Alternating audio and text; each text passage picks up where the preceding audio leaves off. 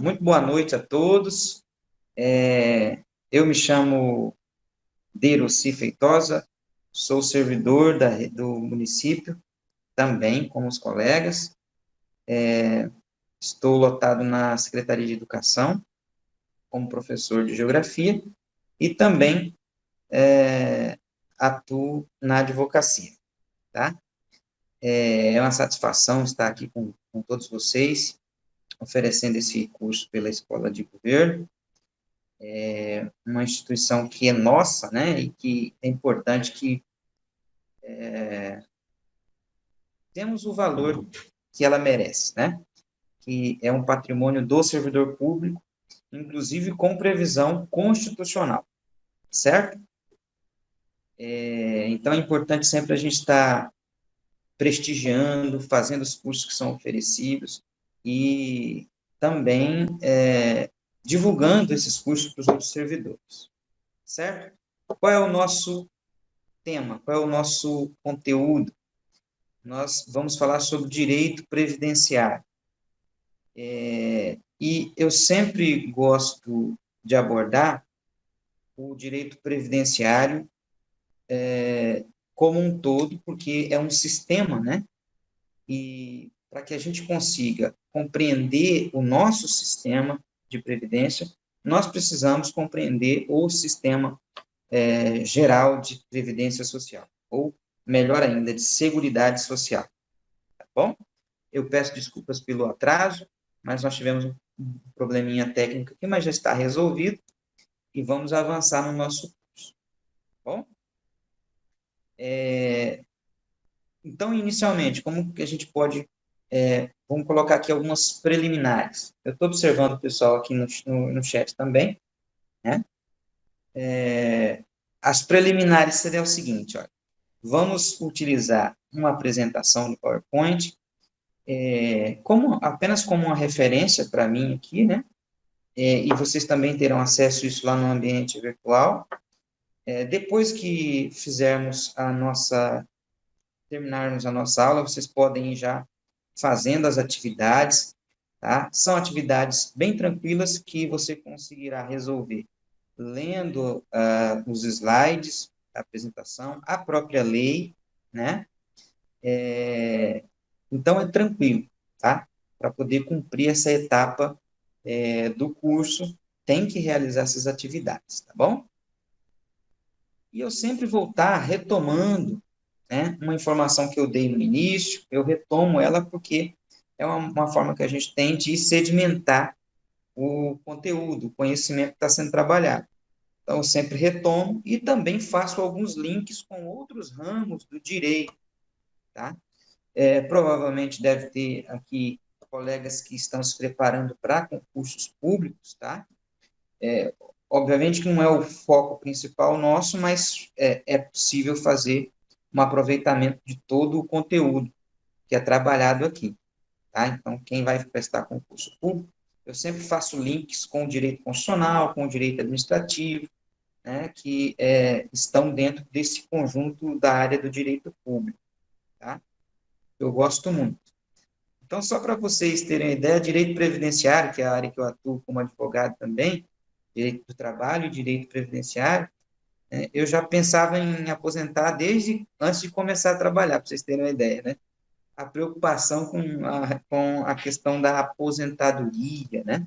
Ou seja, do nosso direito de descanso depois de anos de trabalho, tá bom? Então, assim, nós vamos fazer alguns links com outros ramos do direito também, tá bom? Então, vamos à nossa apresentação. Deixa eu dividir a tela aqui com vocês. Compartilhar a tela.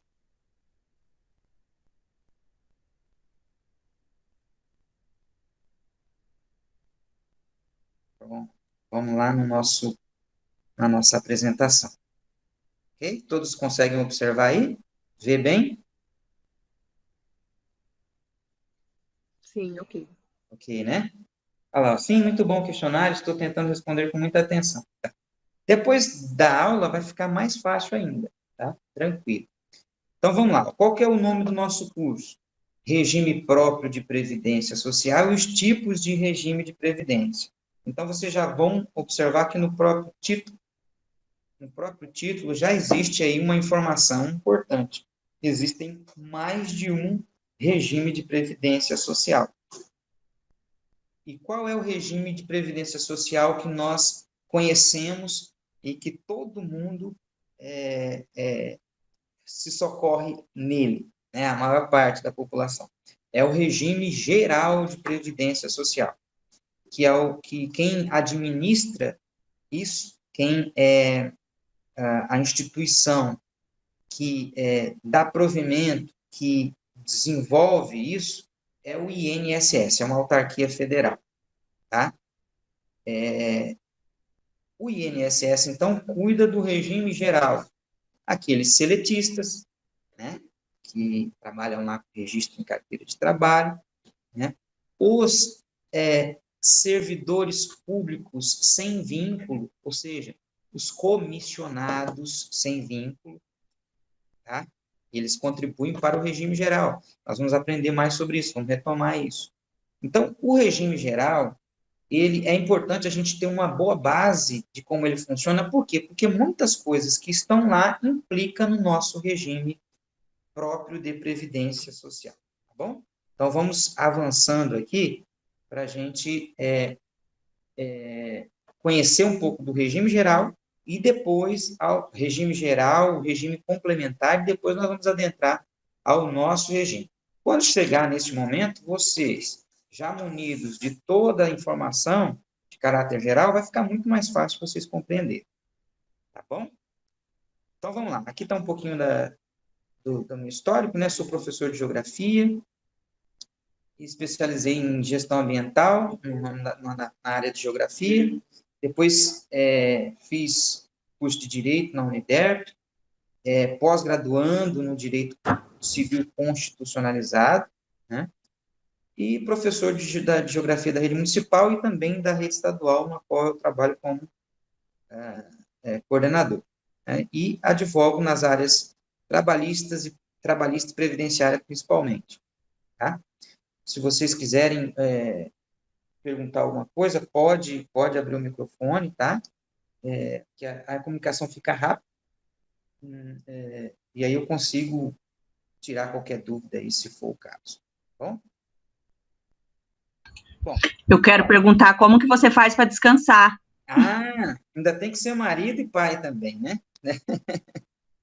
Mas a advocacia ela é interessante que eu consigo ter bastante flexibilidade, né? Então, eu consigo lidar bem com a advocacia, não é todo dia que eu tenho que fazer audiência, não é todo dia, entendeu? Então, eu consigo uma boa flexibilização de tempo com a advocacia, né? É mais uma questão de produção. Mas aí, às vezes, você tem que trabalhar no final de semana, então tem toda essa questão. Olha a nossa ementa aí. Noções básicas sobre os 3 tipos de regimes previdenciários, e aí nós já vamos colocar RGPS, que é o regime geral, que quem administra esse regime é o INSS, uma autarquia federal. O regime próprio de previdência social, que é o nosso regime, né? Nós temos aqui o regime próprio. O município tem um regime próprio, o estado do Mato Grosso do Sul tem um regime próprio, tá? Nem todos os municípios têm regime próprio, e quando não se tem regime próprio, já estou antecipando, vamos para o regime geral, né? E tem o regime complementar de previdência, que é a previdência complementar, tá? Que é uma modalidade que pode estar tanto dentro da administração pública, como também no privado, tá bom? Nós vamos conhecer esses regimes de previdência. Justificativa, né? E eu sempre falo o seguinte, a escola de governo ela está aqui para o aperfeiçoamento do servidor público, né, com previsão constitucional, enfim, é um patrimônio nosso. Recursos que são investidos na formação do servidor, para ele oferecer um bom serviço aos nossos usuários, né? de modo geral, e também trazer qualidade, né, de vida também para o servidor público. Nesse aspecto, esse curso de direito previdenciário, ele tem como objetivo também preparar o servidor para o momento da aposentadoria. É você já ir pensando e fazendo um planejamento previdenciário. Tá? Eu digo nós brasileiros, nós temos uma falha muito grande nesse aspecto, que é não se preocupar com o futuro. Tá? Em outros países, que eu já observei e li sobre essa temática previdenciária, existe uma preocupação muito grande com isso, em como vou viver quando não estiver mais contribuindo ativamente, né, no mercado de trabalho. Como eu vou sobreviver? Né? E, de modo geral, no Brasil, nós temos essa problemática. Só para ilustrar o que eu estou falando, eu recebo com muita frequência as pessoas que nunca contribuiu com a Previdência e entendem que eles têm o direito de se aposentar. Ou seja, enxergam que o governo tem o dever e a obrigação de pagar a eles uma aposentadoria, porque eles chegaram ficaram idosos, né, não conseguem mais trabalhar e o governo tem que pagar. Então, essa é uma visão muito complicada, porque, pela regra, não tem direito. Né? E aí nós vamos entender quais são os direitos dessas pessoas. Mas, pela regra, aposentadoria, não. Então, existe uma desinformação muito grande. Né? Inclusive, às vezes, no nosso meio de servidor, em que ele não consegue, ele não compreende como funciona o regime previdenciário e ele acaba se aposentando mal, né? Ele não consegue, ele não faz um planejamento e toma algumas decisões ao longo do caminho da sua carreira, né? E que lá no final vai lhe sobrar problemas, né? Ou desvantagens na hora de aposentar. Então, nós vamos compreender um pouco melhor sobre isso. Tá bom? Então, é importante essa justificativa, para que você possa fazer um planejamento previdenciário. E aí eu até faço aqui, vou fazer alguns apontamentos em relação a planejamento financeiro para a aposentadoria. Tá? Você já olhou no seu contra-cheque quanto se desconta de previdência? Então, imagine esse dinheiro, um mesmo quantitativo, sendo aplicado de outra forma, mas pensando na sua aposentadoria. Ou seja, no momento em que você não mais trabalhará. Bom? Aqui os objetivos, a gente já promover a aprendizagem sobre os regimes previdenciários, conhecimentos básicos sobre esses regimes, conceitos jurídicos importantes, tanto do direito previdenciário como do direito em geral, né? E nós vamos tratar mais especificamente do nosso regime previdenciário, que é definido pela Lei Complementar 191 de dezembro de 2011. Tá? Ana Rosa, desculpa o intervalo na conversa, mas estamos em um momento urgente. Direito ao acesso digital, de recursos físicos, acesso à internet, precisamos discutir. Tá. Estou vendo aqui a contribuição da Ana Rocha. Tá? Vamos lá. Direito previdenciário. É uma área do direito público, voltada para o estudo e a regulamentação da seguridade social. É um ramo do direito que é autônomo, ou seja, ele tem os seus métodos, seus objetivos, princípios próprios e leis que especificam. Tá? Então, o direito público, além do direito previdenciário, a gente pode enquadrar nesse rol aqui o direito constitucional, o direito processual, tá? O direito administrativo entra no ramo do direito público. O direito tributário, tá? Boa parte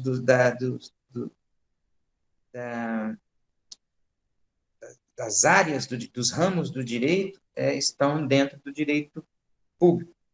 Né? Direito privado seria o direito civil. Né? Direito civil, direito empresarial, entra no ramo do direito privado. Bom, essa seria a definição de direito público e direito privado. Direito público tem um interesse público, né? Tem como objetivo disciplinar a previdência social, regulamentando a relação jurídica de beneficiário e de custeio previdenciário, além da relação jurídica da previdência complementar. Então, dentro desse bojo do direito previdenciário, eu tenho ali leis, regulamentos que vão me definir, que vão definir de onde vem o dinheiro, né? Como ele deve ser administrado e quem tem direito aos benefícios dessa seguridade social, tá? O direito previdenciário é enquadrado como direito de segunda geração, a qual abarca os direitos econômicos e os sociais. Como é sabido, com o surgimento da segurança da segunda geração de direitos fundamentais, surge o estado do bem-estar social. E aí eu já explico para vocês. Isso faz parte do direito constitucional. Nós temos os direitos de primeira, segunda e terceira geração. O que nós podemos entender do direito de primeira geração? Isso lá no século XVI, XVII, surge a necessidade que o Estado não intervenha na vida privada das pessoas. Porque o Estado absolutista, ele mandava e desmandava. Ele criava lei, ele executava a lei, ele julgava. E existia uma invasão na seara privada das pessoas. Então, nasce o direito de primeira geração, que é das liberdades públicas. Ou seja, é um direito negativo, onde o Estado não pode interferir na vida privada. Então, esse foi o primeiro direito, né? A primeira geração de direito, dentro dos direitos humanos, vamos colocar assim. Né? Então, direito à liberdade, ninguém pode adentrar a sua casa sem a devida autorização, né? Isso está expresso, inclusive, na nossa Constituição.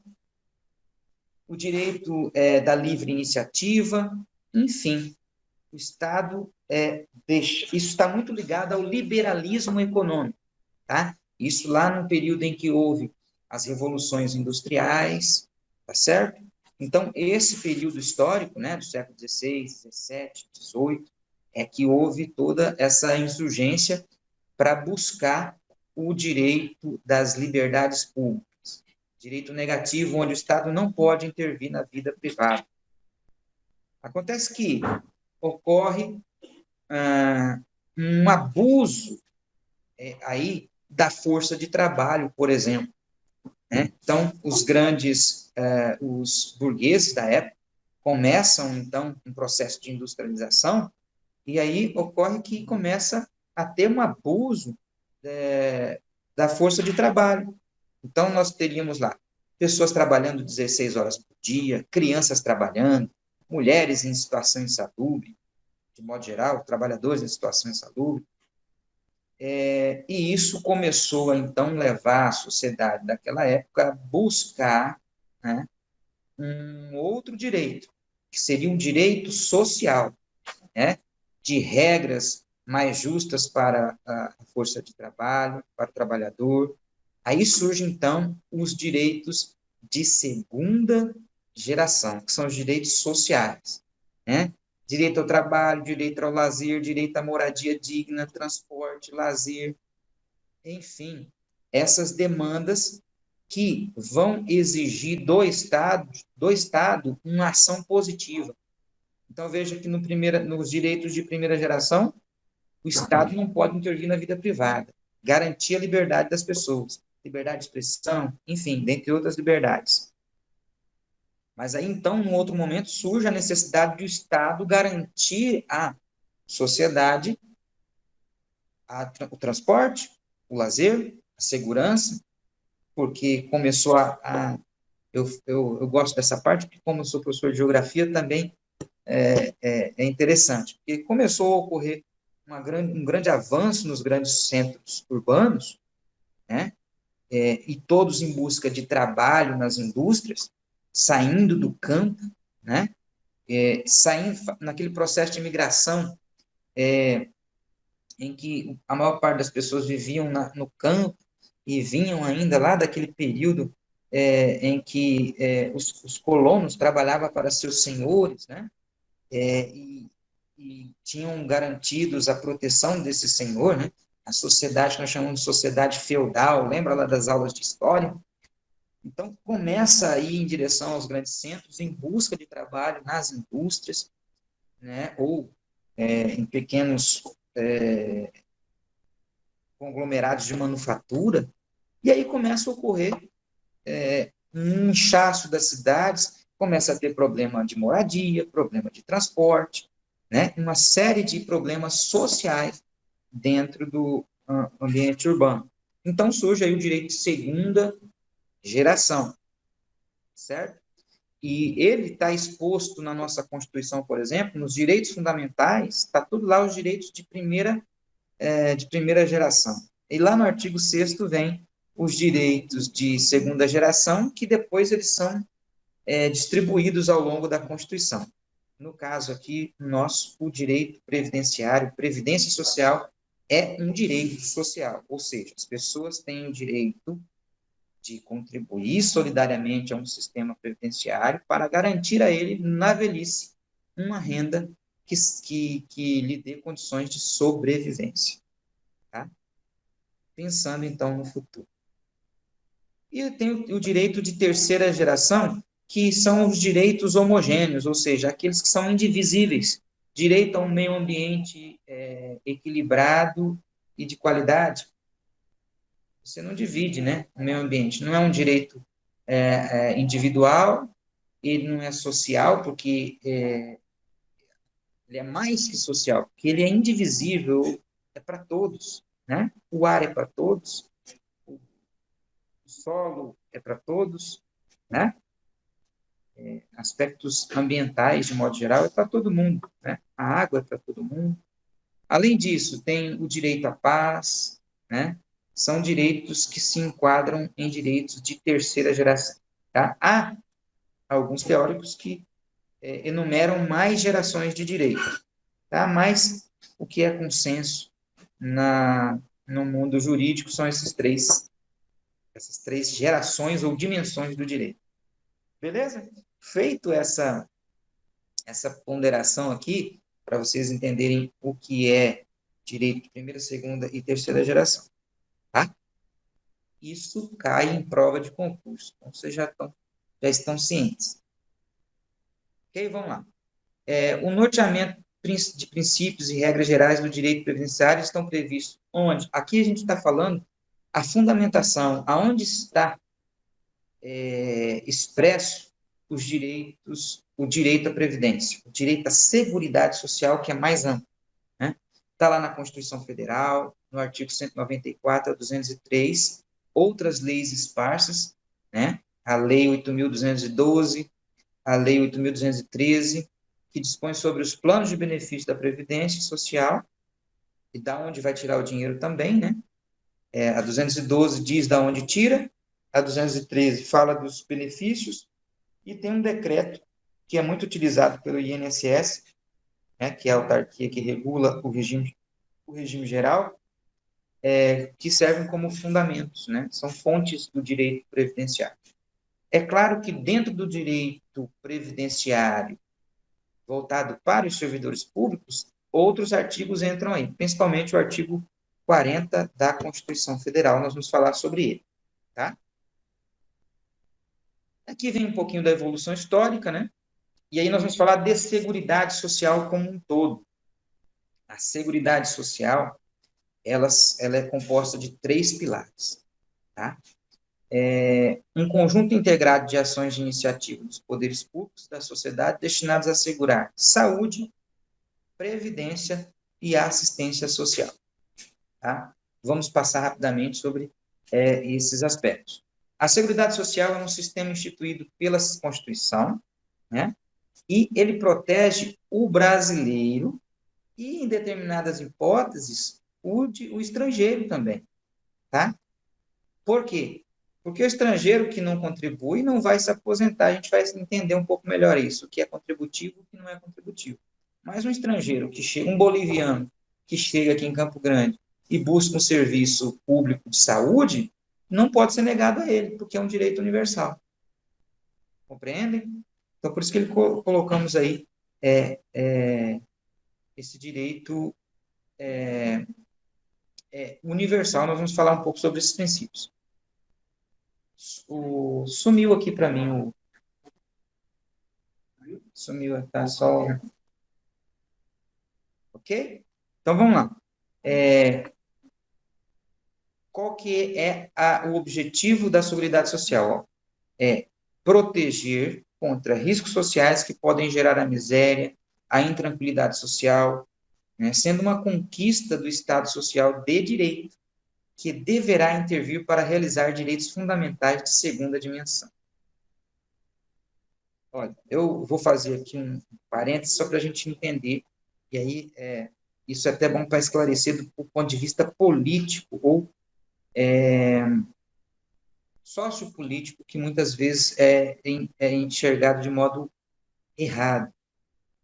Percebam que a gente está falando aqui de neoliberalismo na época em que houve os direitos de primeira dimensão, que teve a Revolução Industrial. O que predominou naquele momento foi o quê?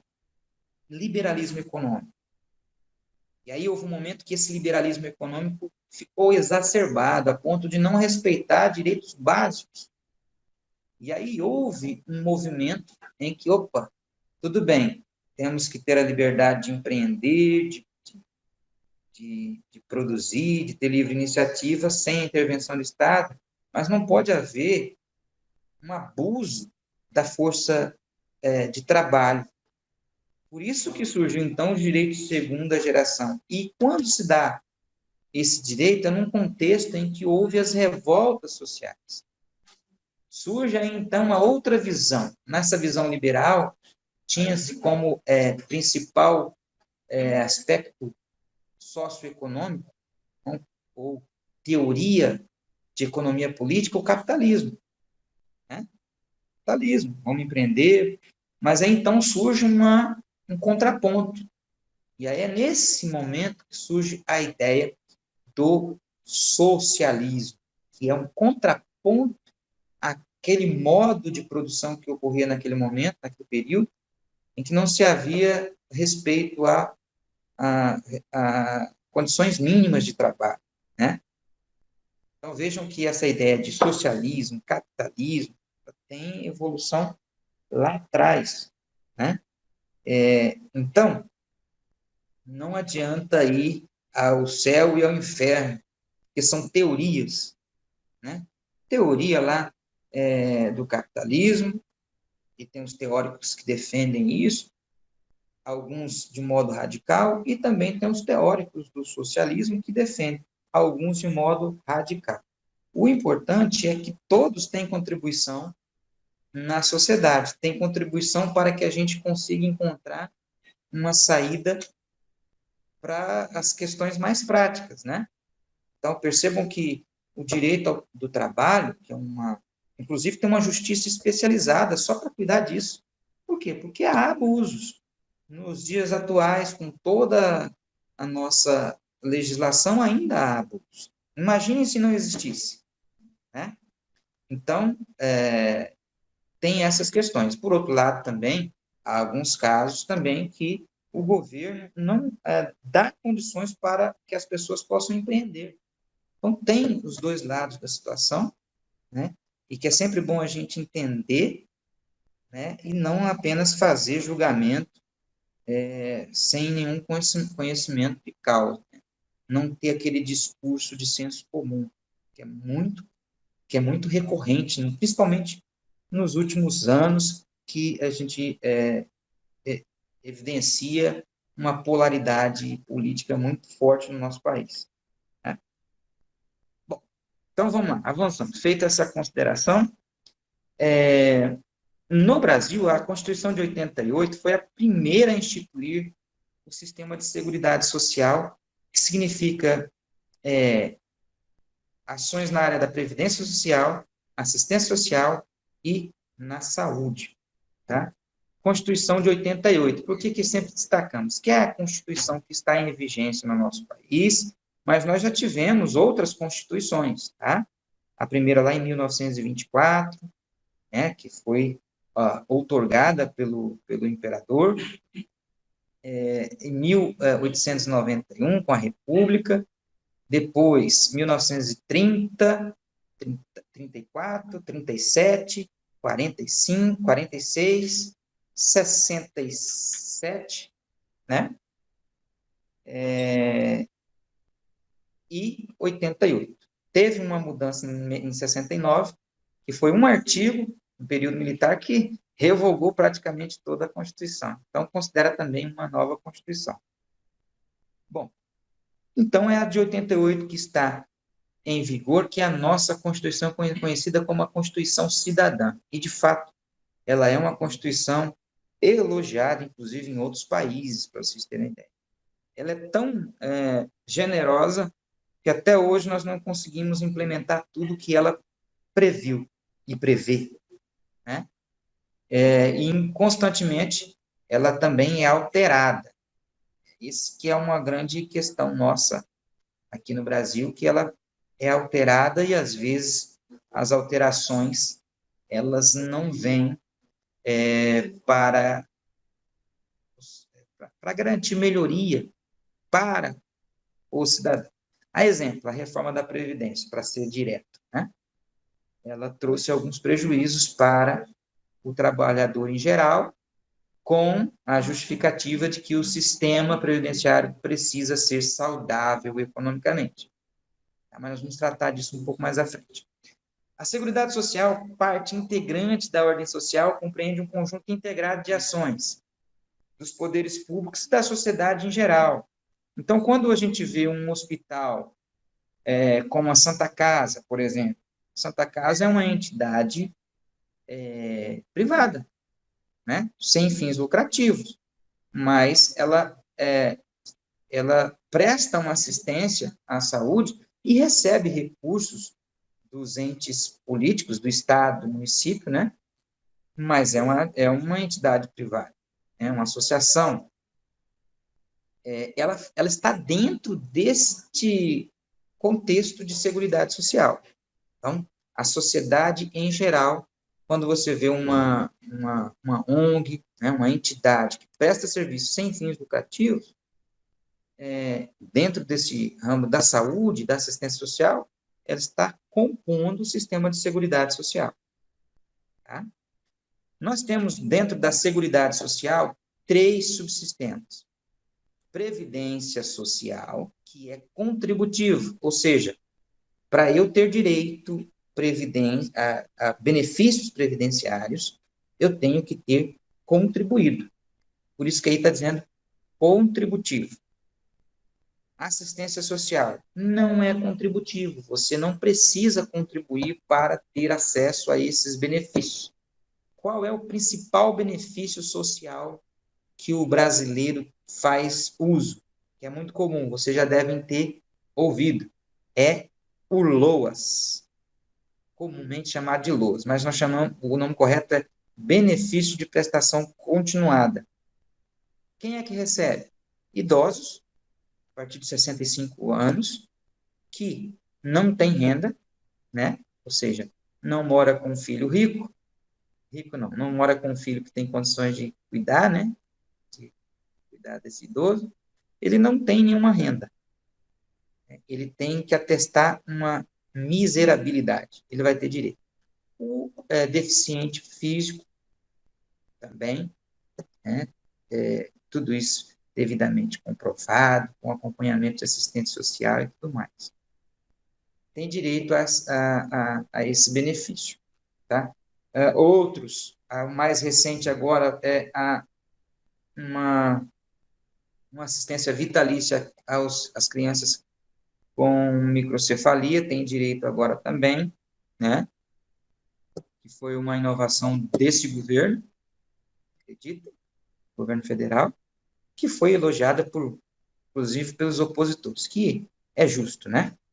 E saúde também, que não é contributivo. Então, como eu dei o exemplo lá de um estrangeiro que chega aqui no Brasil e procura um serviço de urgência, ele vai ser atendido, né? Porque é universal. Não pode ser negado. Você é estrangeiro, não vai ser atendido. Não pode, tá bom? Inclusive assistência social também. E aqui os pormenores que eu falei. O contributivo formado pela Previdência Social que pressupõe o pagamento real ou presumido de contribuições previdenciárias pelo segurado para a sua cobertura previdenciária e dos seus dependentes. Tá? Veja o nome, ó. Contribuição previdenciária. Quando a gente fala contribuição, eu já vou fazer um link com o direito tributário. O que você paga de previdência é tributo, tá? É enquadrado como tributo. Tanto é assim que qualquer mudança nele tem que ter um tempo para ser aplicado. Tá? Nós chamamos aí ele tem que esperar 90 dias, ou, no caso, um ano. Tem que esperar o próximo ano ou 90 dias, a depender do tipo de contribuição. No caso da Previdência, quando sobe uma alíquota, como aconteceu no nosso município, teve que esperar 90 dias. Tá? É a noventena que eles chamam. Para quê? Para que nós, servidores, nos preparemos para o desconto. Possamos nos preparar para o desconto que vai ocorrer. Assim também no direito tributário para outros tributos também, para outros tributos. Aí tem a diferença de tributo e imposto, né? Tem a diferença jurídica em relação a isso, mas são todos tributos, tá? Quando a diferença básica quando eu falo de contribuição, ela é vinculada, ou seja, já existe um destino para ela.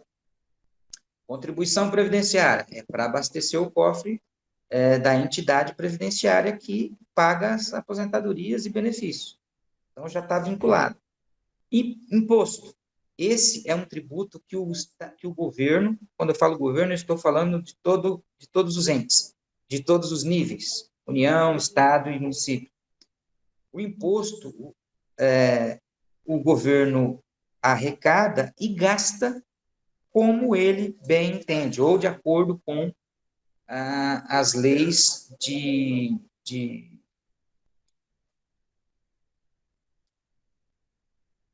LOAS, não, fugiu o nome agora, de acordo com o orçamento que é aprovado pelas casas legislativas, tá bom?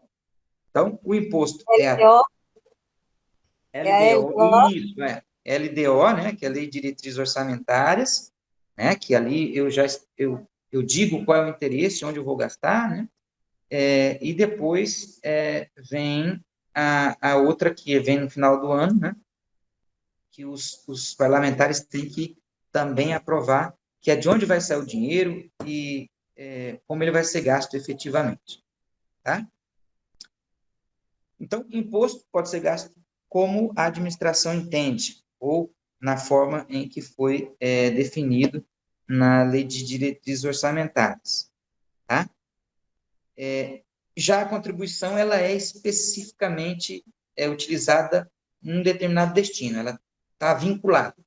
É o caso da Previdência, da contribuição previdenciária. Subsistema não contributivo, que é a assistência social e a saúde, são custeadas pelos tributos em geral, tá? Especialmente as contribuições destinadas ao custeio da Seguridade Social. Aqui, pessoal, é importante a gente falar de onde sai esse dinheiro. O legislador constitucional, né, o constituinte lá de 88, ele pensou em tudo. Da onde eu vou tirar o dinheiro? Primeiro, da Previdência, eu vou tirar do trabalhador, que vai ter um desconto, e da empresa, que também terá lá uma alíquota de desconto. Mas, como o sistema envolve saúde e assistência, nós precisamos encontrar outras fontes de recursos. Da onde virá? Vem de resultados da loteria, vem de tributos como PIS e COFINS, e também a CSLL, que é a contribuição sobre o lucro líquido de empresas. Legislador constitucional, ele criou várias fontes de recursos. Para quê? Para poder dar conta de manter e suportar os gastos da Seguridade Social, saúde, assistência social e à Previdência. Então, quando eles dizem que a Previdência do regime geral está quebrado, eles estão considerando apenas a contribuição patrão e empregado. Além disso, houve uma movimentação lá no governo do Fernando Henrique que desvinculou, lembra que eu falei que as contribuições são vinculadas? Só poderia ser gastado com a Seguridade, só poderia ser gasto, com a Seguridade Social. Mas aí veio uma emenda constitucional e disse isso lá na época do Fernando Henrique. Não, pode desvincular 20% desse bolo aí da Seguridade Social. Aí começou o problema, porque, olha, se o legislador constitucional já definiu de onde sairiam os recursos, garantindo a saúde financeira do sistema, aí vem uma emenda constitucional, alguns espertos lá, e falam, não, vamos desvincular 20%, porque a gente está precisando encher mais o cofre ali dos gastos sem ser vinculados. E aí começa o problema. E aí, agora, nos últimos anos, na época do governo Temer, nós tivemos mais um problema, que desvinculou mais 10%. Então, são 30% de desvinculação do sistema do Seguridade Social. Então, tinha lá um bolo inteiro, agora só tem 70% que tem que custear a saúde, a Seguridade Social e a Previdência. Entenderam? Por que a quebrada, a Previdência, o regime geral? E depois quem paga é o trabalhador, né? Quem paga sempre é o trabalhador. Nós vamos ter um intervalo daqui a pouquinho, às 19h15, tá, pessoal? Vocês tomarem água e ir ao banheiro. Nós vamos até às 8h, por conta do decreto, né, municipal, que é importante a gente se cuidar, né? Tem aumentado muitos casos, então é bom que possamos desenvolver aí nosso cognitivo, aumentar o nosso rol de informações sobre o direito previdenciário, mas na segurança da nossa casa, né? E é importante, então, nos cuidarmos. Bom, voltando lá. A colega colocou aqui, mas quem paga é o trabalhador.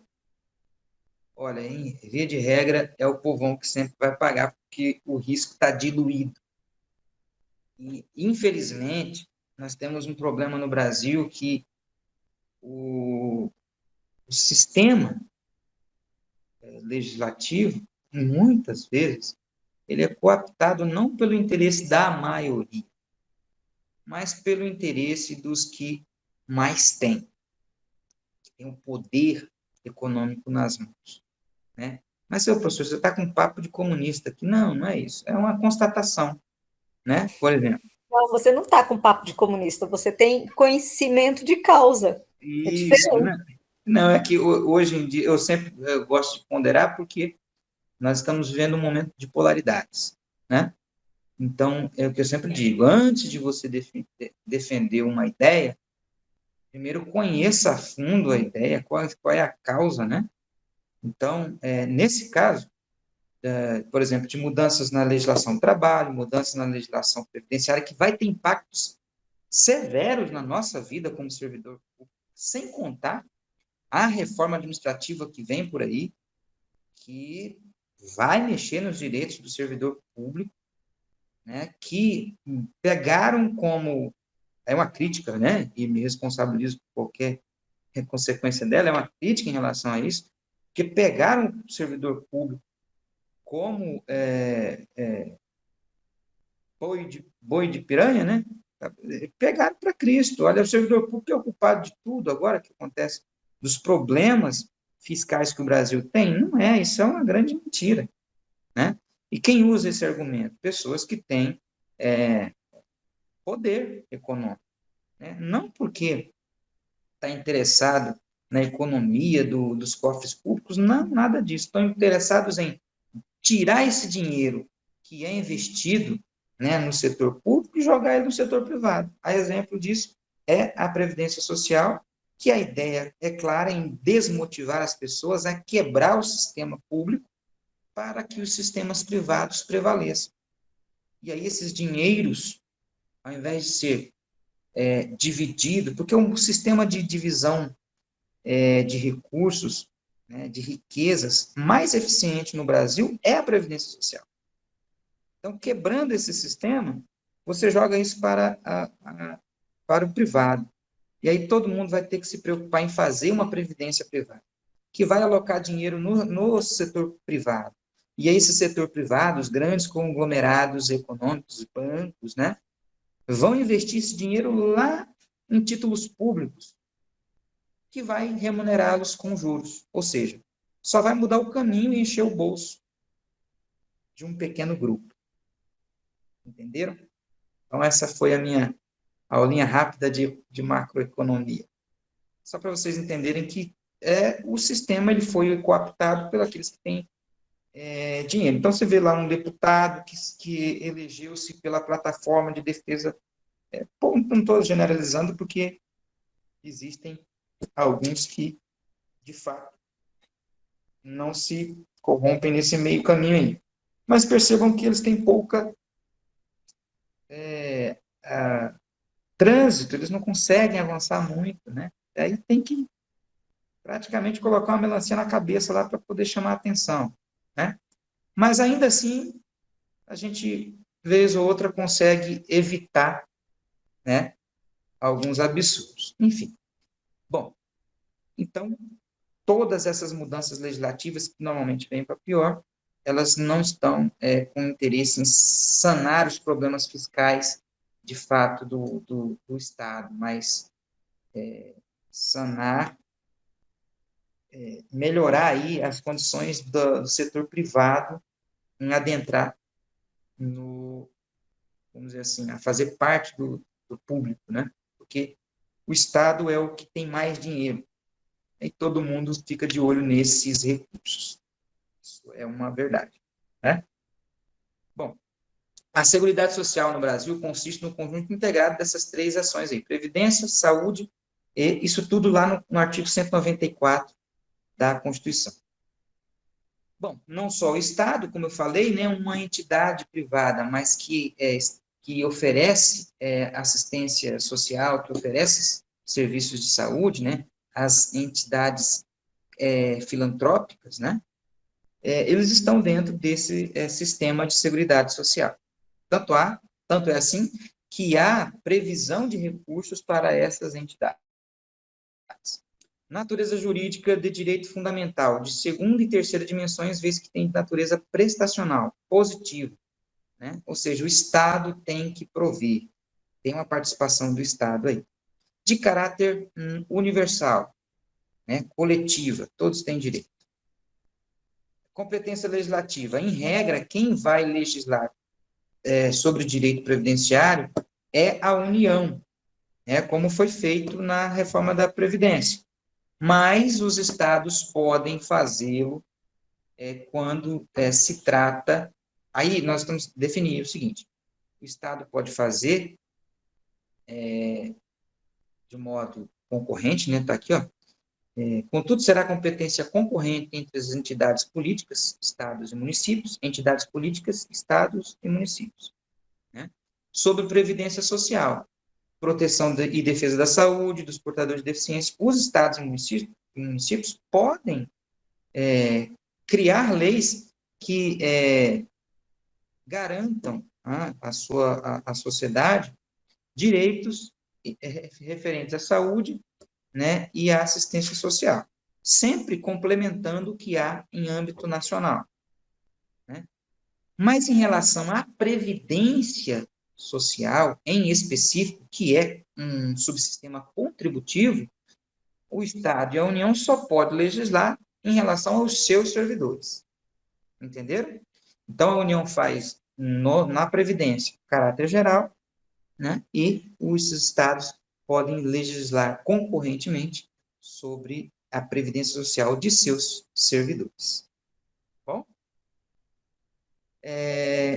O município, né, ele também, com interesse local, ele vai fazer o seu vai legislar também, com base no interesse local dele, né, também sobre direito previdenciário dos seus servidores. Bom, vamos lá. Apenas a União poderá legislar, eu já estou resolvendo a situação e encurtando a história. No que concerne à saúde e assistência social, a competência acaba sendo concorrente de todos, né? Bom, princípios. Esses princípios valem tanto para a previdência do regime próprio como para o regime geral, tá? Com algumas diferenciações, mas é importante a gente conhecer os princípios de modo geral. Lá no artigo 194 da CF, da Constituição, lá está exposto, né, sendo tratado como objetivos do sistema pelo Constituinte, destacando-se que a sua interpretação e grau de aplicação variará dentro da Seguridade Social, a depender do campo de incidência, se do subsistema contributivo, previdência social, ou do subsistema não contributivo. Então, aí tem diferença. Então, universalidade da cobertura e do atendimento. São esses os princípios, né? Universalidade, uniformidade e equivalência dos benefícios, seletividade, distributividade, irredutibilidade do valor, equidade de participação no custeio, diversidade da base de financiamento, gestão quadripartite, solidariedade, precedência da fonte de custeio, orçamento diferenciado. Vamos ver um por um. O que ele quer dizer com universalidade da cobertura e do atendimento?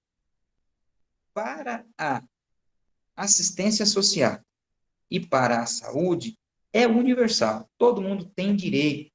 Lembra que eu coloquei lá do estrangeiro que chega aqui precisando de um auxílio. Não chega lá um haitiano, né, que está em condição, um haitiano deficiente. Ele tem direito a receber um BPC. É porque é universal, é uma assistência social. É o mínimo que o ser humano precisa. Uma renda para satisfazer suas necessidades mais básicas, né? Agora, existe uma mitigação em relação à universalidade quando se trata da previdência. Por quê? Porque ela não é para todo mundo. Ela é para todos que contribuem para ela. Professor, nesse caso, porque é obrigatório descontar imediatamente quando se está da Previdência, por exemplo, no caso do nosso INPCG lá. Não, a gente não teria que ser opcional? Sim. Tudo bem, eu vou ter que aposentar um dia, mas é uma opção minha escolher por ele ou não. Ou eu recolher o INSS, por exemplo. É obrigatório? É obrigatório por quê? Porque nós vamos falar de um outro, eu voltei aqui na tela, nós vamos falar de um outro princípio que é a solidariedade. O sistema, ele é solidário, ou seja, o que você está contribuindo é para todos. Se você vai usufruir um dia, você tem que contribuir, porque ele é solidário. Se a gente acabar com esse princípio de solidariedade, o que vai acontecer? A previdência, ela não é mais pública, ela será privada, aquela que você não teria. Como era? Olha, só para você ter uma ideia, você contribui com 14%, vem um município e contribui com mais 22% ou 24%, 25%, que subiu também para eles. Então, veja que o município contribui com uma parte, você contribui com outra, e assim, no regime geral, o trabalhador com uma, o empregador com outra. Aí vem outros recursos podem ser alocados no MPCG também. O MPCG pode viver de renda, ele pode ter imóveis e pode alugar esses imóveis, o dinheiro vai cair dentro do sistema para poder pagar e bancar todos os benefícios que ele oferece. Então, por isso que ele é obrigatório. Se o dia que ele deixar de ser obrigatório, não tem mais previdência pública. E aí, ainda bem que existe o sistema público, tá, pessoal? Porque nós ainda não temos uma organização financeira e uma consciência para juntar o nosso próprio dinheiro. Lembra que eu falei que nós temos um problema, né, em relação a isso? Higiene, né? Então, Isso. tem que ser solidário, e isso implica obrigatoriedade no desconto. Entendi. Agora, o que você colocou aí, que é muito comum entre nós, servidores do município, é a obrigatoriedade em relação à FUNSERV, a contribuição para o nosso plano de saúde em âmbito municipal, dos servidores municipais. Que aí, esse sim é uma opção que você fez, é opcional. Né? E aí, você paga ou não, eu não quero esse plano de saúde que o município me oferece, porque eu vou pagar um privado. Então, fica a seu critério. Eu acho que é justo, né? Se você quer você quer um plano melhor, que cobre mais questões, né? Mais tratamentos, enfim, te dá uma cobertura maior, e você pode fazer o empenho de um dinheiro a mais em cima do que você paga em relação à FUNSERV, acho que você tem o direito de escolher, né? Mas a Previdência, né? Não tem como, porque senão vai faltar para os outros que estão dependendo desses recursos, né? Ele é solidário. Vai faltar para aqueles que já, de fato, têm que usufruir da aposentadoria, né? Exatamente. É por isso que uma coisa vai cobrindo outra. Isso, exato. A gente paga, nós da ativa pagamos os que estão inativos, né? E vai chegar a nossa vez. O que nós temos que sempre estar bem atentos, preocupados, é com a gestão desses recursos, porque não podemos deixar que nesse meio no meio do caminho, ocorra algum problema em que vá trazer prejuízo para os futuros aposentados. Né? Então, há essas mudanças legislativas com essa justificativa, né? É melhor a gente mudar agora, aumentar a contribuição, fazer isso, aquilo. Por quê? Porque senão não vai ter aposentadoria para os futuros aposentados. Então, sempre é essa a justificativa. Tem que ter um equilíbrio financeiro e atuarial, né? Nós vamos falar sobre isso. Então, universalidade. Todo mundo tem direito, menos na Previdência, porque tem que contribuir. Uniformidade e equivalência dos benefícios e serviços às populações urbanas e rurais. Aqui que ele está dizendo, não pode ter tratamento desigual, principalmente no INSS, né? É isonomia, quem trabalha na cidade, quem trabalha no campo, ter diferenciações, porque antigamente tinha. Né? Então, esse princípio foi destacado para que não ocorra diferenciações. Seletividade, distributividade da prestação dos benefícios. Olha que isso aqui é interessante. O legislador não pode, através do sistema de previdência, através da Seguridade Social, garantir a proteção de todo e qualquer infortúnio que a gente tem na vida. Né?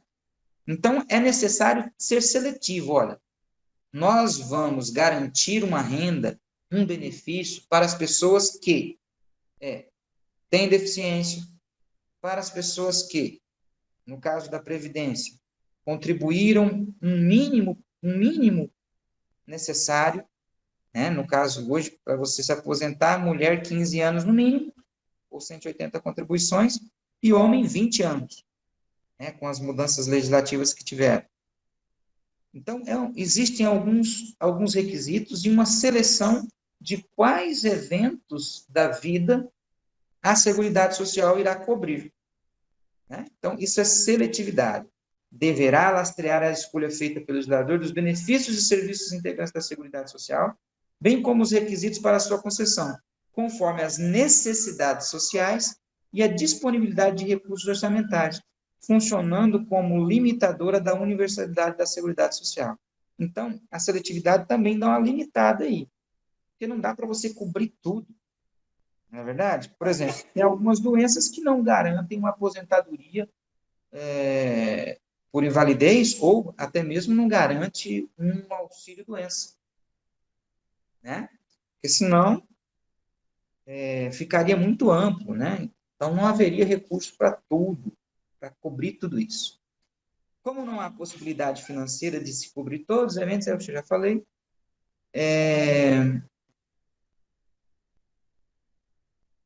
também já falamos, distributividade. Coloca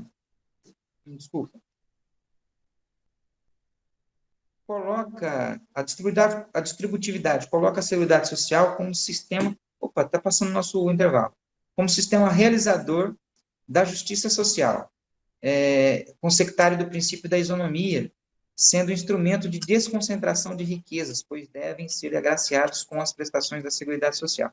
O que eu estava falando? O sistema de Seguridade Social, ele é um dos maiores distribuidores de renda. Imaginem vocês se acabar com o BPC, ou dificultar a aposentadoria. Tem município no interior que ele vive basicamente dos aposentados, ele só existe porque tem muitos aposentados e que fazem a economia daquele lugar girar. Né? Então, tem esse princípio da distributividade. Quando dificulta o acesso a benefícios previdenciários ou benefícios assistenciais, quem sofre com isso é a economia também, porque, como eu falei, em alguns municípios, o que mantém aquele município são os aposentados, né? Bom, vamos fazer um intervalinho rapidinho, que já passou um pouquinho, era 19h15. 10 minutinhos, a gente já volta. Tá? A nossa colega Rama vai dar um recadinho para vocês rapidinho.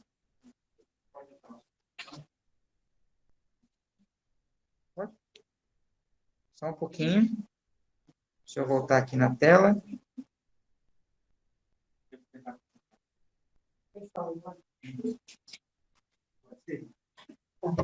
Pode usar. Você vai acompanhando.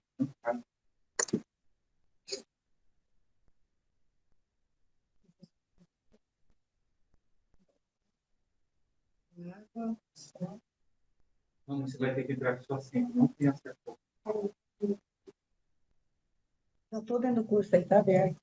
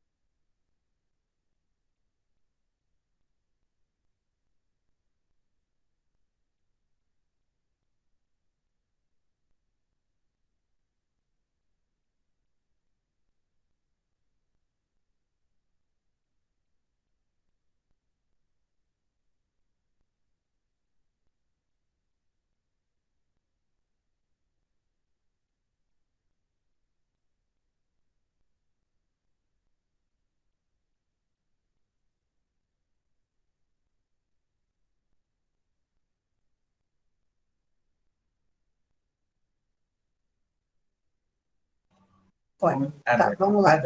Então, tá bom. Olá, boa noite a todos, sejam muito bem-vindos. O meu nome é Rama Tildes, eu sou tutora de vocês. Caiu, né? Não. Não? Eu sou tutora de vocês nesse curso para ajudar o professor Deroci e a vocês em alguma dúvida que vocês tiverem. Eu estou apresentando aqui a entrada, quando vocês vieram participar da live, vocês entraram nessa página que vocês estão visualizando aí agora, né? Algumas pessoas não conseguiram assinar a lista de frequência através do link que eu coloquei no chat. Para essas pessoas que não conseguiram, vocês vão entrar nesta página que está sendo mostrado agora, ó. Só que ao invés de clicar na live, vai descendo um pouquinho, vocês vão encontrar aqui, ó, lista de frequência do dia 15 de março.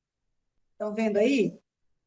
Vocês vão clicar nesta frase, lista de frequência. Aí vai abrir esta página para vocês. Aí tá lá, ó, sessão regular, registrar presença, do ladinho aí. Clica em cima de registrar presença. Aí vocês vão encontrar esta página. Clica em presente, não vai precisar escrever nada. E aí salvar mudanças. Simples, né? Só vai fazer isso aquele aluno que não conseguiu assinar através do chat aquele link que eu passei.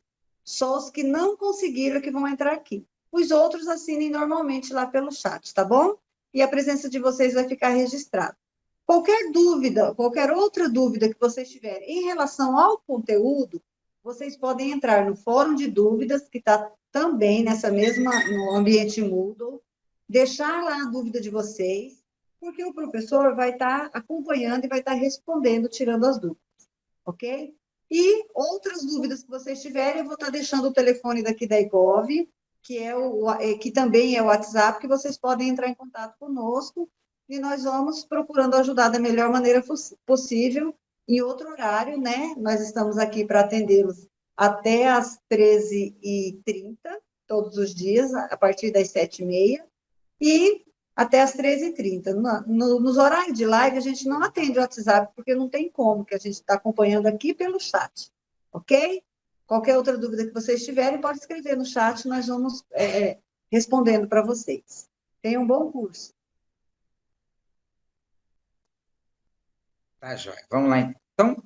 Retomando, distributividade, então, é uma forma de distribuir renda eficiente que nós temos através do sistema de seguridade social, tá? Irredutibilidade do valor dos benefícios, né? Aqui existe, como também tem lá a irredutibilidade da aposentadoria, né? Mas a gente sabe que essa irredutibilidade, ela não pode ocorrer uma redução, né, diretamente do valor do benefício. Mas nós sabemos que, em relação, existe índices de correção e tudo mais, né, do valor, mas nós sabemos que, na prática, em alguns casos, ocorre a redução desse valor por conta da inflação que acaba corroendo o valor de uma aposentadoria, por exemplo, né? E às vezes não ocorre o aumento do benefício, não ocorre na mesma proporção em que se tem a inflação, tá? Então, isso pode acontecer na prática dessa forma, porque a inflação pode corroer. Existem algumas regras, né, para tentar minimizar isso, né, mas, infelizmente, acontece. É um princípio que ele não é respeitado, vamos colocar assim, na sua totalidade. Tem aí esse problema, tá? Equidade na forma de participação no custeio. Olha lá, o custeio da Seguridade Social deverá ser o mais amplo possível, ou seja, várias fontes, mas também precisa ser isonômico, devendo contribuir de maneira mais acentuada para o sistema aqueles que dispuserem de mais recursos financeiros, bem como os que mais provocarem a cobertura na Seguridade Social. Então, o que acontece? Quem ganha mais, paga mais, até o limite do teto, né, da Previdência. Tá? Quem dá mais causas a benefícios, tem que pagar mais. Eu vou dar um exemplo para vocês. Tem algumas empresas que trabalham, por exemplo, uma empresa que trabalha com extração de minério. Então, os seus trabalhadores, que ficam lá em Minas, né, extraindo lá carvão mineral, vamos colocar assim, que é algo bem que prejudica bastante a saúde, esses indivíduos vão aposentar com 15 anos de trabalho. Trabalhadores que vivem no subterrâneo, eles vão trabalhar 15 anos. A possibilidade de ter doenças, né, relacionadas ao trabalho é muito alta. Então, esse empregador, ele provoca uma cobertura maior da Seguridade Social. Então, ele paga mais por isso.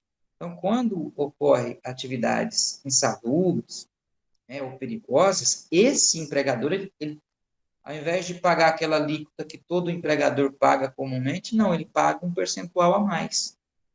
Tá? Por quê? Porque ele dá causa à maior cobertura de benefícios. Então, é uma forma de ter essa equidade, essa igualdade, né?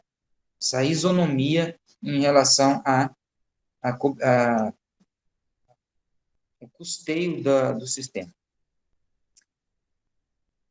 Vamos lá? Isso já foi falado. As contribuições para a Seguridade Social a serem pagas pelas empresas também poderão ser progressivas em suas alíquotas e bases de cálculo, conforme autoriza o artigo 195 da Constituição. Tá? Ainda sobre a questão da equidade no custeio. Diversidade da base de financiamento. Várias fontes. Aqui, ó. Nós vamos ver aqui de onde sai o dinheiro, principalmente na questão da Seguridade Social, do regime geral, né? E da Seguridade Geral. O financiamento da Seguridade Social deverá ter múltiplas fontes, a fim de garantir a solvibilidade, ou seja, ter dinheiro para pagar, né? Para se evitar que a crise em determinados setores comprometa demasiadamente a arrecadação com a participação de toda a sociedade de forma direta e indireta. Então, eventualmente, a gente tem um desemprego conjuntural. Teve exemplo da pandemia, muita gente desempregada. O sistema sofre, porque não tem contribuição obrigatória daquele trabalhador, né, que está registrado em carteira. Então, o sistema sofre porque está deixando de entrar dinheiro. Mas existem outras fontes, né, que eu falei lá atrás. Além do custeio da Seguridade Social, com recursos da União, dos Estados, do Distrito Federal, dos municípios, já há previsão das seguintes fontes do artigo 195. Do empregador, da empresa, da entidade equiparada à empresa, né, na forma da lei. Como a gente fala da entidade equiparada a uma empresa, tem um escritório de advocacia, não é uma empresa, mas ele pode empregar. Então, ele é equiparado. Né? Uma escola privada não é uma empresa, mas é equiparado. Né?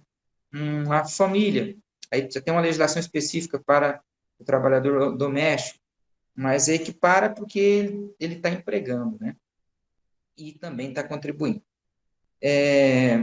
Apostadores, os recursos, né, das apostas. Todo o dinheiro que entra lá, quando você faz a aposta na Mega Sena, você está... uma parte desse dinheiro vai para o esporte, vai para a saúde, vai para a seguridade, né? E uma outra parte vai para o prêmio, que vai ser pago aos apostadores. Mas a maior parte do dinheiro ele é dividido, né? Para atividades do interesse do Estado. Tanto é que quem controla esses jogos é o governo federal. Existe uma briga ferrenha entre os estados e a União, e os estados querem também controlar esse aspecto de jogos, de loterias, né? Porque é uma grana que entra e que poderia socorrer os estados. Né? Bom, o importador de bens ou serviços do exterior ou equiparados, então, quando você importa bens ou serviços, você tem lá uma contribuição que vai para a Seguridade Social.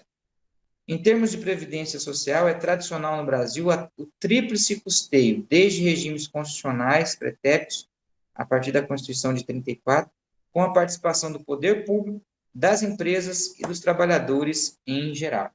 Então, todo mundo aí contribui. Estou falando do regime geral, né? No caso nosso, do regime próprio, quem contribui? O município e nós, trabalhadores. Tá? E dinheiros que venham da própria aplicação do INPCG, do Instituto, que também pode ter renda. Inclusive, com a reforma, nós vamos ver, inclusive, poderá até emprestar dinheiro e ganhar juros em cima disso. Tá? Com a reforma vai ter isso também. A reforma vai trazer algumas consequências que é importante a gente sempre estar atento, tá? Vamos falar delas mais à frente. É permitida a criação de novas fontes de custeio para a Seguridade Social. Então, pode criar. Mas há a exigência constitucional expressa de que seja feita por meio de lei complementar, na forma do artigo 195, parágrafo 4º, sob pena de inconstitucionalidade formal da lei ordinária. O que nós podemos dizer aqui em relação a isso? A Constituição, ela já determina quais são os requisitos para algumas alterações legislativas. Em alguns casos, pode ter uma lei complementar, que exige um quórum, ou seja, a quantidade de deputados ali para fazer a aprovação dessa lei, ela tem que ser mais qualificada, né? Exige um número maior de deputados, vamos colocar assim, e senadores. E a lei ordinária não exige um quórum tão qualificado, né? Essa é a diferença. Mas o que a complementar e a ordinária, em termos de valor, não tem diferença. As duas, depois que foram aprovadas, é apenas uma questão de formalidade. Caso não siga essa formalidade, ela pode ser declarada inconstitucional na forma, ou seja, como ela foi aprovada. No conteúdo, seria inconstitucionalidade material. Na matéria ali, ela é inconstitucional. Mas, no caso aqui, ele está esclarecendo isso, tá? Então, pode-se criar novas fontes de custeio. Tá? A questão é que, nas reformas legislativas, eles sempre tentam tirar algum benefício ou dificultar o acesso aos benefícios. E não criar outra fonte de custeio, porque, na maioria das vezes, essas fontes de custeio vai incidir em tributação. E essa tributação, na maioria dos casos, não é interessante para alguns grupos, como eu falei anteriormente, né? Tem toda essa questão. Gestão quadripartite. Existe uma administração desses recursos. Quem é que administra esses recursos? Então, é como se fosse existe um conselho, né? Quadripartite de índole democrática e descentralizada, envolvendo os trabalhadores, os empregadores, os aposentados e o poder público, seguindo a tendência da moderna administração pública na inserção de membros do corpo social nos seus órgãos colegiados. Então, são conselhos, né? Conselho da Previdência Social. Existe, então, um conselho que discute e define a política que deve ser aplicada na gestão dos recursos da Seguridade Social. Tá? Então, tem representantes dos trabalhadores, normalmente são os sindicatos que indicam, as federações, né? No caso, a confederação a nível nacional, os empregadores, que são, no caso, a União, no regime geral, no caso do município, representantes do município, os aposentados.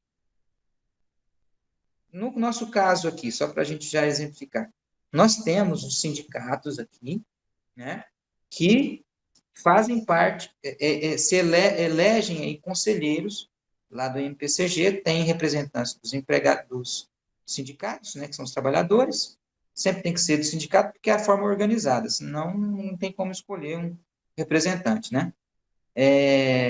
Do poder público, no caso do município, e também dos aposentados. Então, tem a representação de cada setor aí. Tá? Solidariedade, previsto lá no artigo 3, inciso 1 da Constituição, que é o que a colega tinha perguntado, né? Mas veja,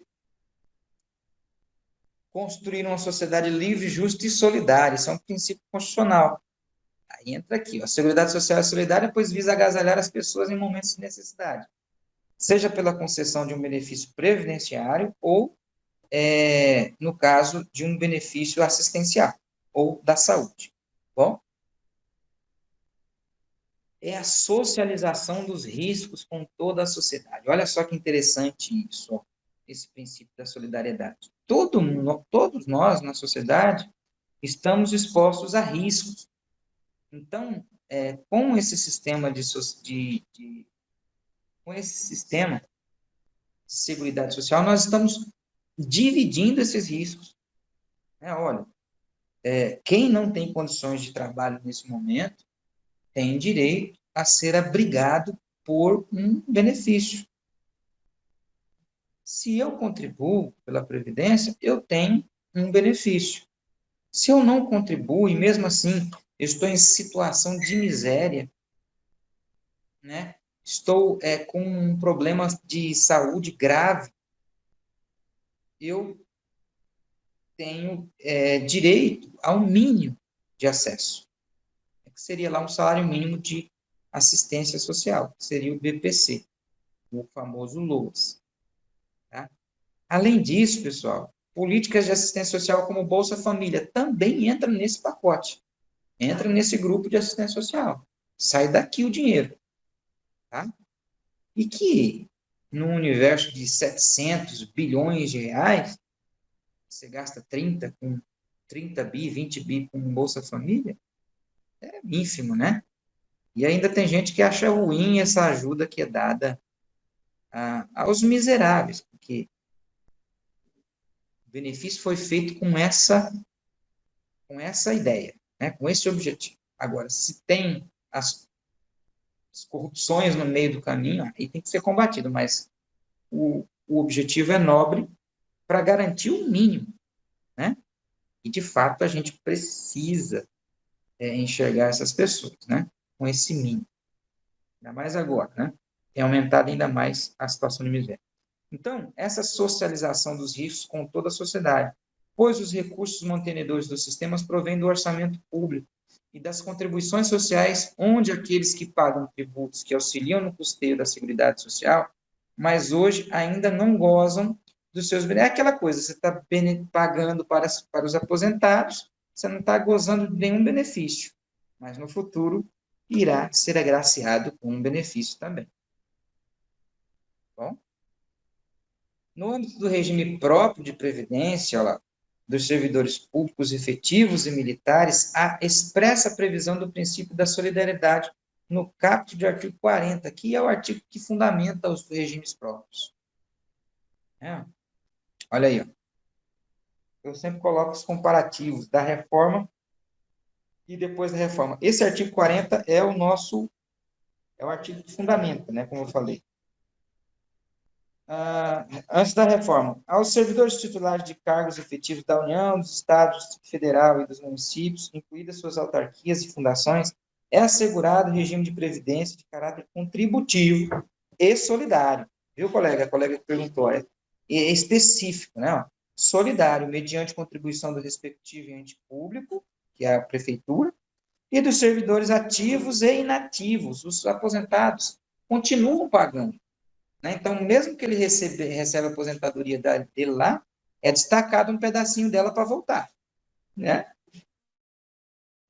E dos pensionistas, observados critérios que preservem o equilíbrio financeiro e atuarial e o disposto nesse artigo. Equilíbrio financeiro e atuarial. Tem que ter caixa para pagar, né? Sempre respeitando essa quantidade de pessoas. Né? Como vai ser pago? Tem que ter essa preocupação. Então, essa preocupação tem que ser sempre antecipada. Não pode esperar acabar o dinheiro da Previdência para você resolver a situação. Tem que resolver antes, né? Por isso que tem um acompanhamento com muita frequência dessa análise, né, do equilíbrio financeiro e atuarial do sistema. Tá? O regime próprio de Previdência Social, o que ele mudou aqui, ó? Dos servidores titulares de cargos efetivos terá caráter contributivo, solidário, mediante contribuição dos respectivos entes da federação. Né? Essa foi a mudança do 19. O que ele mudou aqui? Ó? União, estados, aqui, ele colocou servidores titulares de cargos efetivos. Né? Não mudou só alguns termos, não teve mudança significativa. Precedência na forma do custeio. Esse princípio eu tenho que saber de onde vai sair o dinheiro. Qualquer benefício que é criado, ele o legislador já tem que dizer de onde que vai sair o dinheiro. Como todo projeto que é colocado numa administração, você tem que dizer a fonte. Então, não dá para sair criando benefícios sem dizer de onde vai sair o dinheiro. Não dá para sair fazendo projetos de qualquer área, dentro da administração pública, você tem que dizer da onde vai sair o dinheiro. Né? E na Previdência também não é diferente. Por esse princípio, nenhum benefício ou serviço da Seguridade Social poderá ser criado majorado ou estendido sem a correspondente fonte de custeio total, lá na forma do artigo 195 da Constituição. Essa norma busca uma gestão responsável da Seguridade Social, pois a criação de prestações no âmbito da Previdência, da assistência ou da saúde pressupõe a prévia existência de recursos públicos sob pena de ser colocado em perigo todo o sistema com medidas irresponsáveis. Por que tem que ser assim? Porque se vem um governo populista e fala, eu vou estender isso para alguns setores apenas. Então, assim, é uma forma de limitar um pouco, né, essa ideia. Então, se for criar um benefício, tem que definir de onde vem, para não ficar solto o negócio, né? Isso faz parte da boa prática da administração pública. Antes de criar um novo benefício, ou majorar, deverá, no ato da criação, já indicar o custeio, né?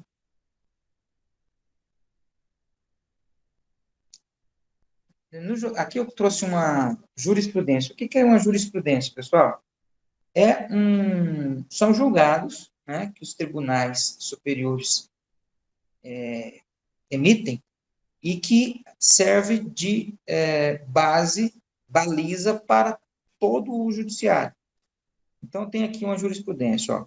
No julgamento do recurso extraordinário, tal, né, do STF, decidiu que a exigência constitucional de prévia estipulação da fonte de custeio total consiste em exigência operacional do sistema previdenciário, que dada a realidade atuarial disponível, não pode ser simplesmente ignorada, não sendo possível dissociar as bases contributivas de arrecadação de prévia indicação legislativa da dotação orçamentária exigida, ou seja, tudo tem que estar dentro do orçamento, né?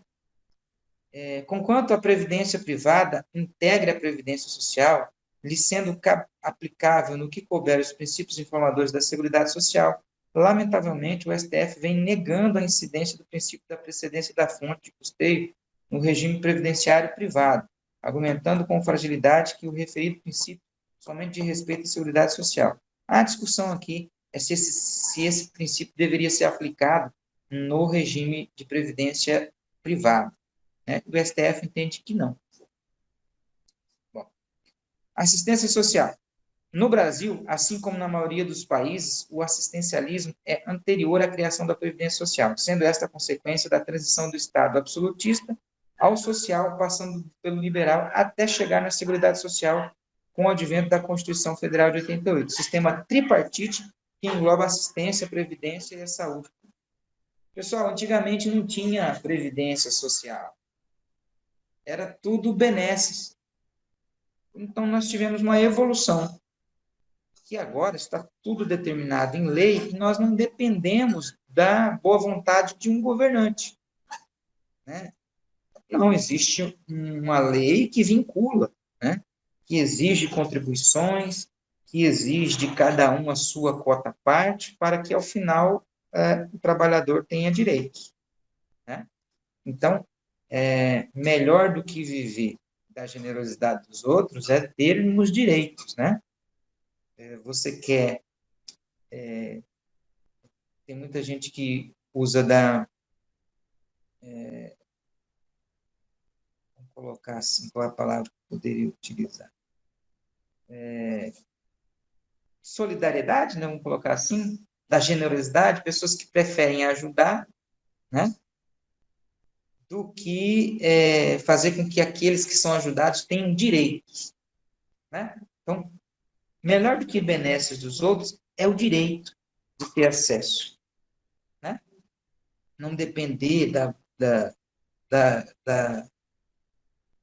boa vontade de ninguém, e sim ter um direito garantido por lei e pelo Estado Social. É isso que esse texto está falando, depois vocês podem dar uma lida, né? A primeira, nos estados liberais, essa proteção era assistencialista, né?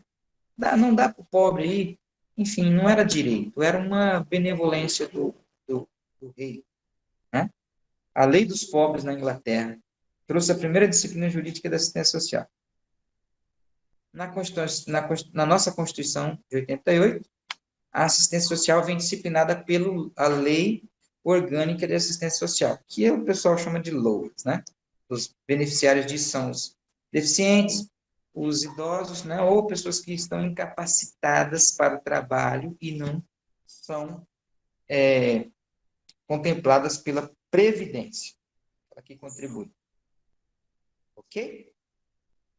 Deu aí? 19h58. Vamos finalizando por aqui. Para registrar onde nós paramos, vamos ficar aqui na parte da assistência social. Tá bom, pessoal? Eu agradeço a presença de todos. Nós tivemos 22 alunos nessa primeira aula. Já podem ir fazendo as atividades. Qualquer dúvida, coloca aí no fórum. As atividades a gente consegue fazer só com o material lá ou precisa dos slides também, será? Os slides já estão disponíveis também lá. Eles estão disponíveis na sala. Na sala virtual tem lá as leis que eu vou trabalhar, né? Que você pode. Porque aqui o que acontece? Eu estou fazendo um resumo porque não dá para ler toda a lei. Então a gente vai depois, com calma, se vocês puderem, dar uma lida na lei, né? Mas com a apresentação que nós estamos tendo aqui, o bate-papo que nós estamos tendo, você consegue responder as questões. Legal. E a hora de atividade vale como hora aula? Falhou sua comunicação, Regiane. Ah, tá. A atividade, ela vai contar como hora aula também?